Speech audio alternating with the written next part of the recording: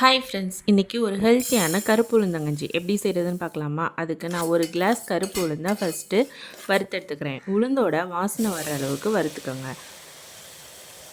இப்போது இந்த வறுத்த உளுந்தை நல்லா வாஷ் பண்ணிவிட்டு இதுக்கு தேவையான அளவு தண்ணியை சேர்த்துக்கலாம். இது கூடவே 2 டேபிள் ஸ்பூன் பச்சரிசி, ஒரு கல் உப்பும் சேர்த்துட்டு இதை மூடி போட்டு ஒரு 5-6 விசில் விட்டு எடுத்துக்கோங்க. பாருங்கள், உளுந்து நல்லாவே குழஞ்சி வந்துருச்சு. இப்போது இதுக்கு தேவையான வெல்லமும் இல்லை நாட்டு சர்க்கரையோ நீங்கள் ஒரு 6 டேபிள் ஸ்பூன் சேர்த்துக்கோங்க. கொஞ்சமாக ஏலக்காய் தூவி ஒரு பவுலுக்கு சர்வ் பண்ணிக்கலாம். இப்போது இதுக்கு மேலே கொஞ்சமாக தேங்காய் துருவலும் அது கூடவே ஒரு டேபிள் ஸ்பூன் நெய்யும் விட்டு சாப்பிட்டு பாருங்கள்.